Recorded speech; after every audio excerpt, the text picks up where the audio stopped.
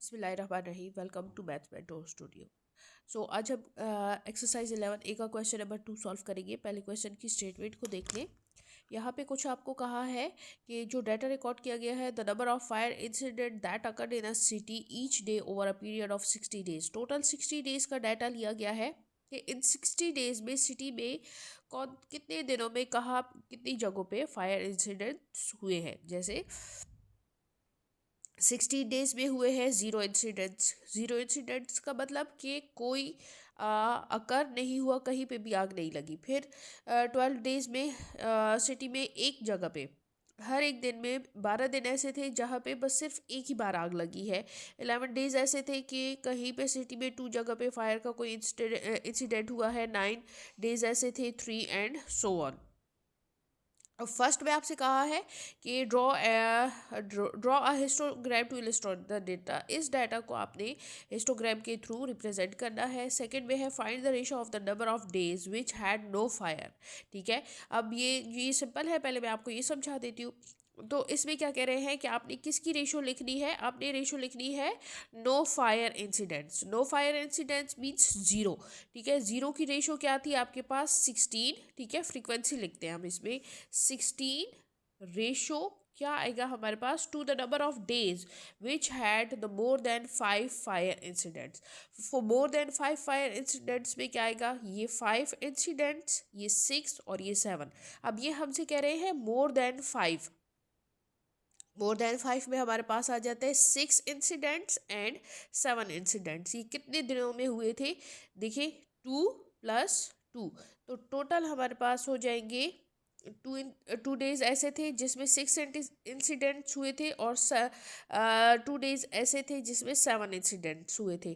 तो ये रेशो हमारे पास बन जाएगी 16:4।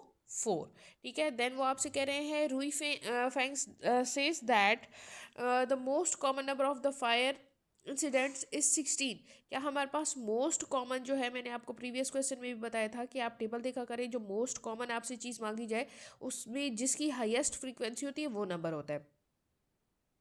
अब ये कह रहे हैं कि क्या 16 जो है वो हमारे पास most common number of fire incidents है? नहीं, क्योंकि 16 जो नंबर है वो हमारे पास नंबर ऑफ डेज है, वो हमारे पास नंबर ऑफ फायर इंसिडेंट्स नहीं है। सो आपने लिख देना है कि हम रुई फैंग से एग्री नहीं कर सकते, क्योंकि 16 जो है is the number of days, not the number of fire incidents. ठीक है, ये दो पार्ट्स इस तरह से आपने सॉल्व कर लेने हैं।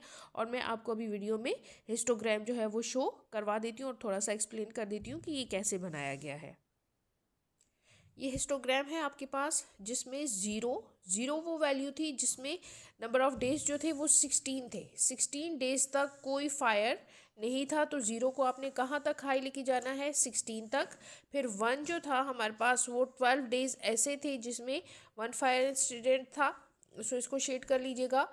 फिर 2 फायर इंसिडेंट्स जो थे वो कितने दिन हुए थे? वो हमारे पास 10 था या 11 था, जो भी था। इस तरह से आपने इक्वल गैप लिया करें। यहाँ पे थोड़ा सा गैप प्रॉपरली नहीं लिया गया। आप हर एक लाइन का आप इसको इस तरह से लाइंस वाले पेज पे बना लिया करें और हर एक नंबर को 1 लाइन का गैप दिया करें, और इस तरह से आपने हर एक वैल्यू के लिए उसका ग्राफ बनाते जाना है। जैसे हमारे पास 5 डेज जो था उस पर 2 थे, देन 6 पे हमारे पास जो थे वो 2 डेज ऐसे थे जिसमें 6 फायर इंसिडेंट्स हुए थे। 7 डेज हमारे पास ऐसे थे जिसमें 2 फायर इंसिडेंट्स हुए थे। ठीक है, तो ये इस तरह से आपने सारा जो है वो ग्राफ बना लेना है। ये चीज़ मैंने आपके साथ प्रीवियसली डिस्कस कर ली कि हमारे पास जो है हमने रेशो लिखनी है नो फायर्स की एंड मोर देन उसकी 5, मोर देन 5 एंड 6 इंसिडेंट्स की। तो 2 दिन हमारे पास 6 इंसिडेंट्स हुए थे, 2 दिन हमारे पास 7 इंसिडेंट्स हुए थे, मीन्स के